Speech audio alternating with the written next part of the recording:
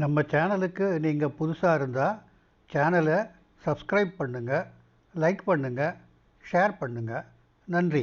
ராமானுஜதயா பாத்திரம் ஞான வைராக்கியபூஷணம் ஸ்ரீமத் வேங்கடநாதாரியம் வந்தே வேதாந்த தேசிகம் லக்ஷ்மீநாதசமாரம்பாம் நாதயாமுன மத்தியமாம் அஸ்மதாச்சாரிய பரியந்தாம் வந்தே குரு பரம்பராம்.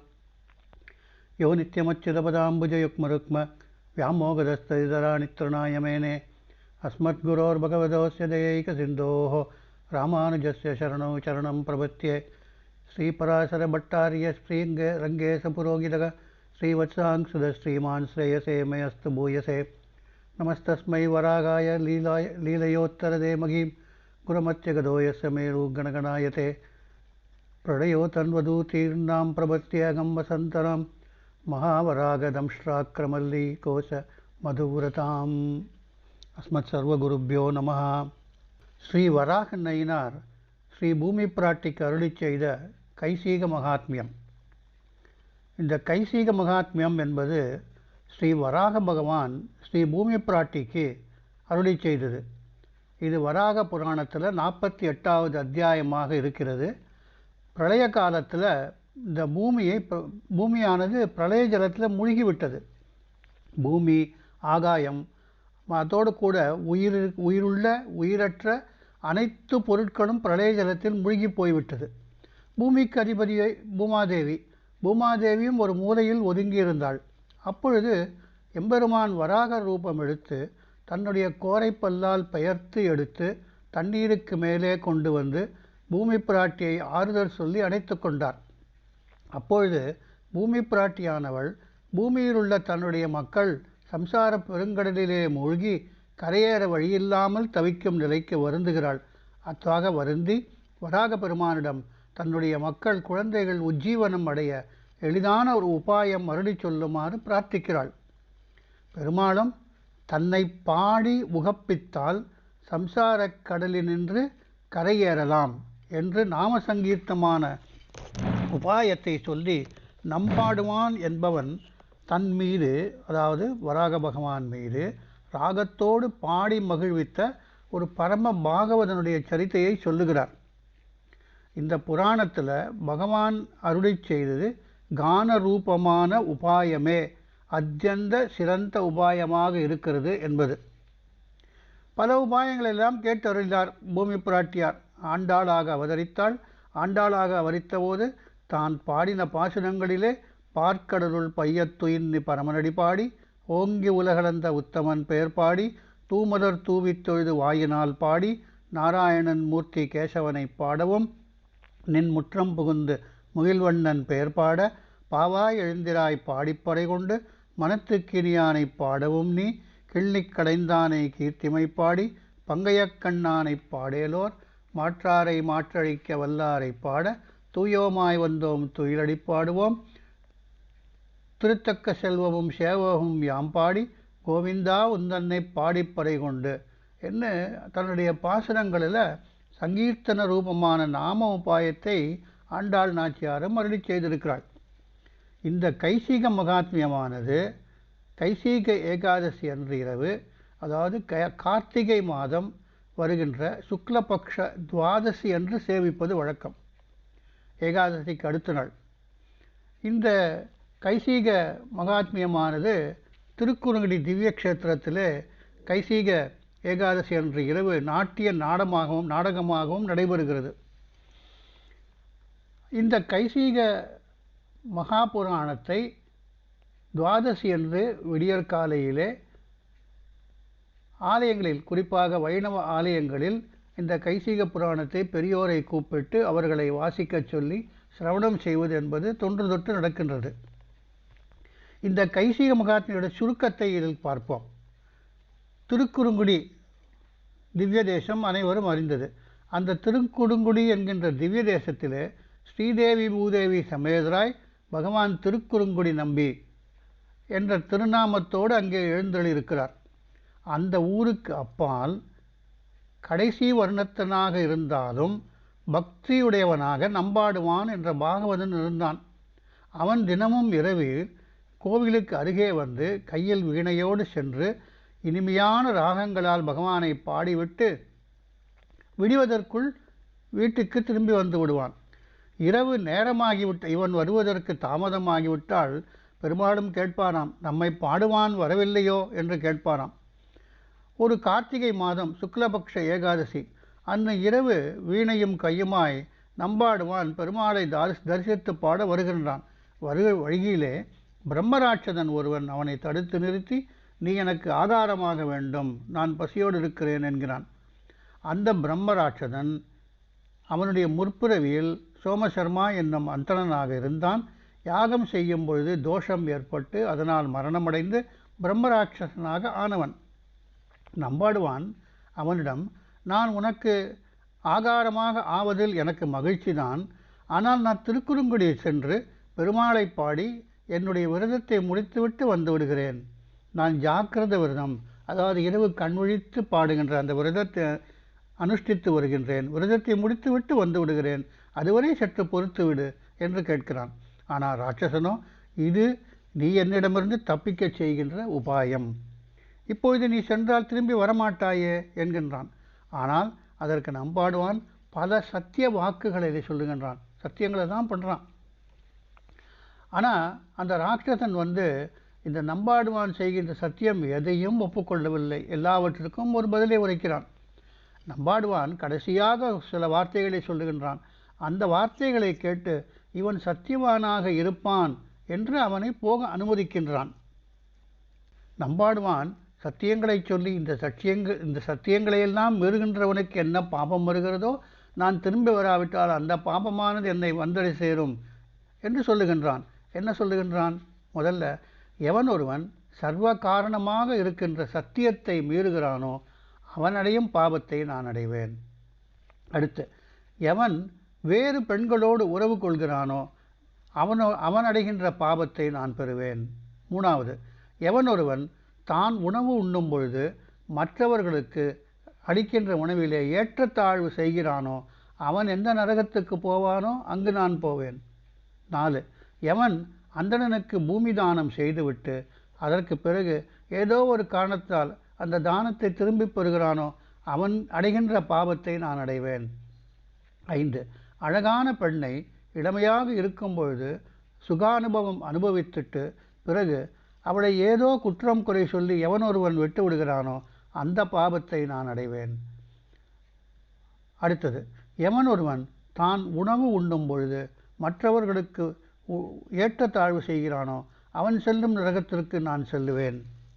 6வது, எவன் ஒருவன் அமாவாசை என்று தர்ப்பணம் செய்துவிட்டு அன்று இரவு மனைவியோடு சேர்கிறானோ அவன் அடைகின்ற பாபத்தை அடைவேன்.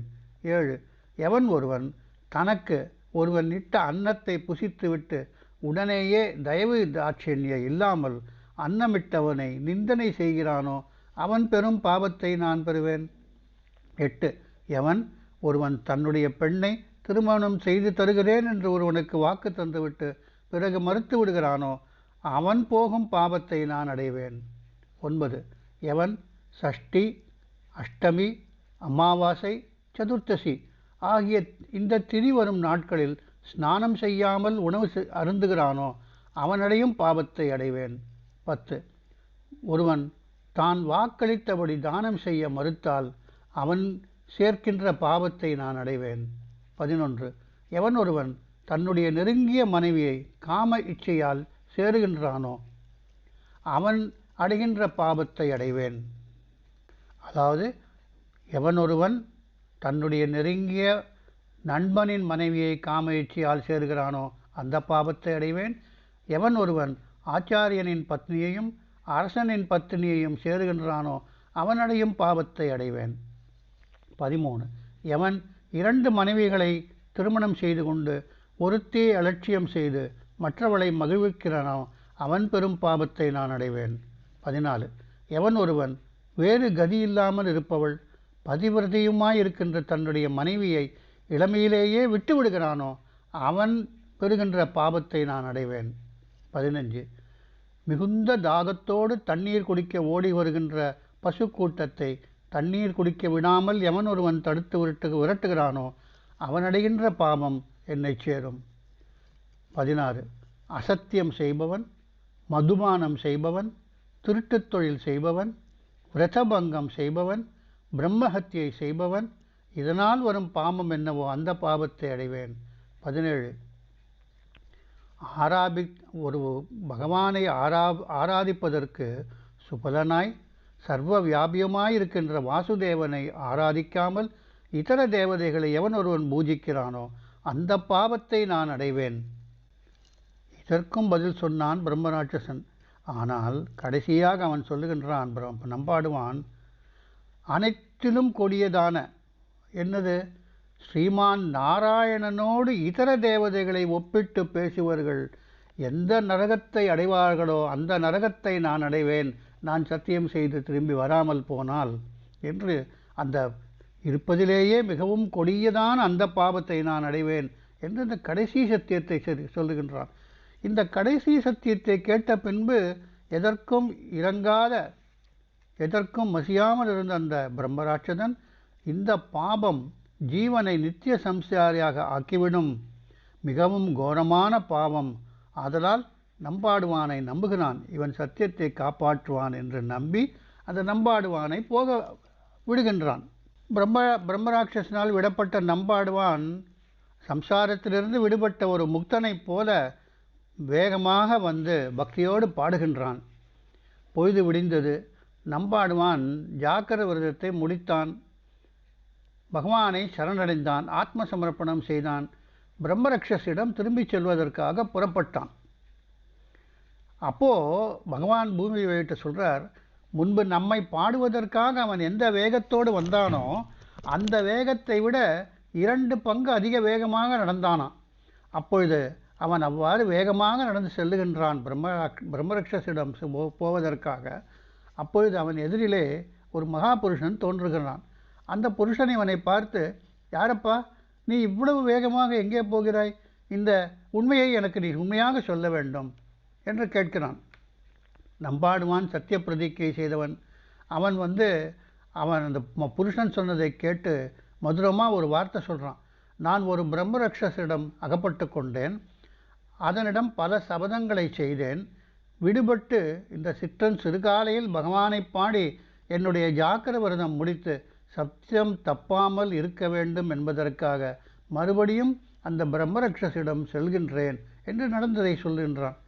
இப்படி நம்பாடுவான் சொன்ன உடனே அவனுடைய மனதை சோதிக்க வேண்டும் என்பதற்காக அந்த புருஷன், நீ அங்கே போக வேண்டாம், அந்த பிரம்மரக்ஷஸ் மிகவும் பலமானது, உன்னை அடித்து கொன்று தின்றுவிடும், நீ பலமுள்ளவனாக பார்க்கப்படவில்லை, ரக்ஷசும் அந்த பிரம்மரக்ஷசும் விபீஷனை போல பெரிய தர்மவானும் கிடையாது, நீ அங்கே போக வேண்டாம், இந்த வழியாக போய்விடு என்று சொல்லுகின்றான். அந்த புருஷன் சொன்னதை கேட்ட நம்பாடுவான், சத்தியத்தை விடுவதைக் காட்டிலும் பிராணனை விடுவதே மேல் என்று நினைத்தான். அதனால் நான் அவ்வாறு செய்வது கிடையாது, நான் சத்தியம் தப்பாமல் இருப்பவன், நான் சத்தியம் தவறினாலும் என்னுடைய சுபாவம் சத்தியம் தப்பாது என்று சொன்னான். நம்பாழ்வான் இவ்வாறு பிராணனை விட்டாவது சத்தியத்தை காப்பாற்றுவேன் என்று சொன்ன வார்த்தையை கேட்டு அந்த மகாபுருஷன் மிகவும் சந்தோஷப்பட்டு, பிரம்மரக்ஷசின் பாபமும் நீங்கி நம்பாடுவானின் ஆபத்தும் நீங்கும்படியாக உனக்கு மங்களம் உண்டாகட்டும் என்று அனுகிரகம் செய்து நம்பாடுவானை அனுப்புகிறான். அந்த மகாபுருஷன் யாரோ என்று எந்த சந்தேகத்திற்கும் இடம் கிடையாது.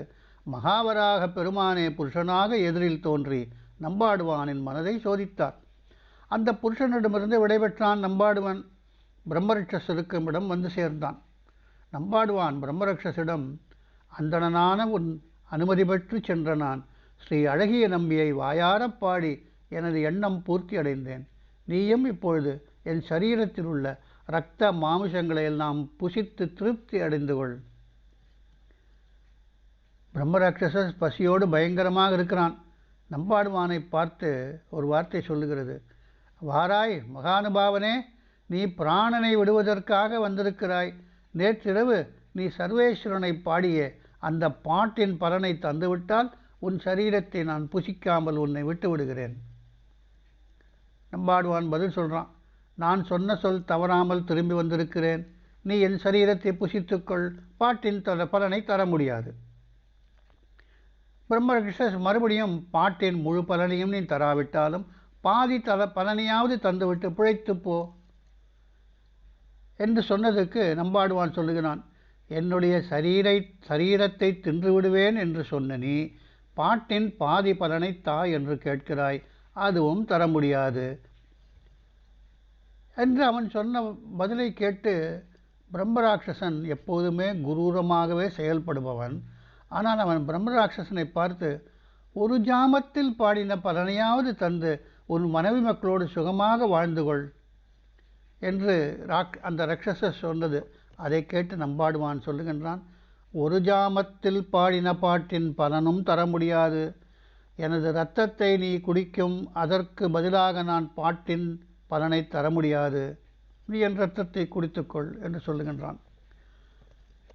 இப்படி இவன் சொல்வதை கேட்டு அந்த பிரம்மராட்சசர், இவன் சத்தியம் தப்பாமல் நிற்கிறானே, உயிரை காட்டிலும் பாட்டின் வைபவத்தை அறிந்தவனாகவும் இருக்கின்றானே, இவன் எல்லா விஷயமும் அறிந்தவன் என்று ஒரு உறுதி கொண்டு அந்த பிரம்மராட்சஸ் நம்பாடுவானிடம், இன்று நீ விஷ்ணு சன்னதியில் பாடிய பாட்டில் ஒரு பாட்டின் பலனையாவது தந்து என்னை இந்த ராட்சச ஜன்மத்திலிருந்து காப்பாற்ற வேண்டும் என்று சண்டாளனிடம் சரணடைந்துகிறது.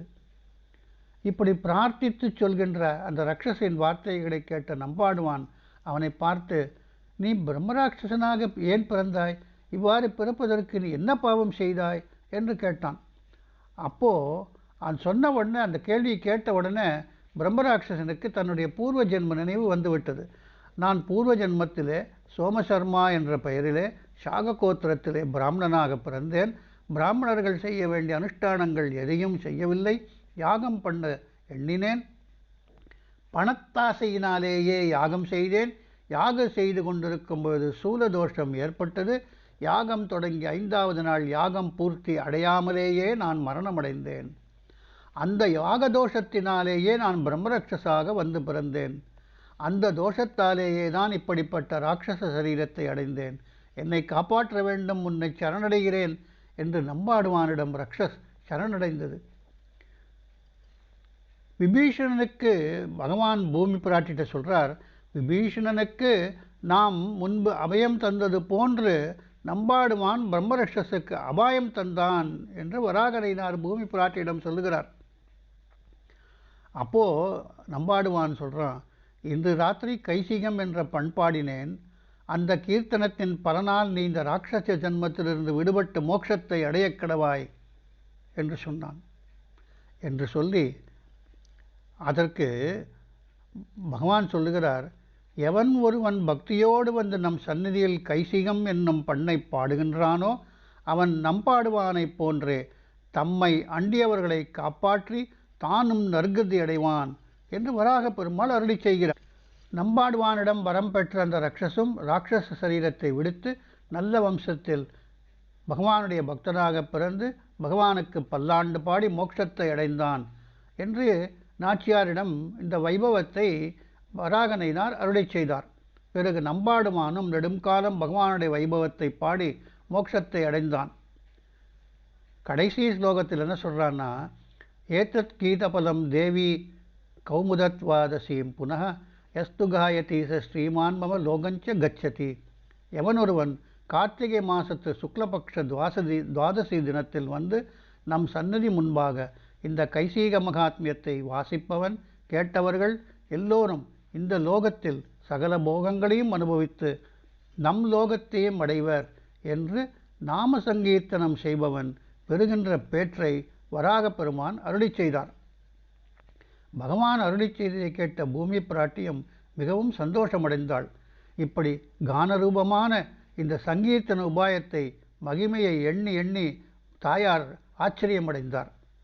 கைசீக மகாத்மியம் சம்பூர்ணம்.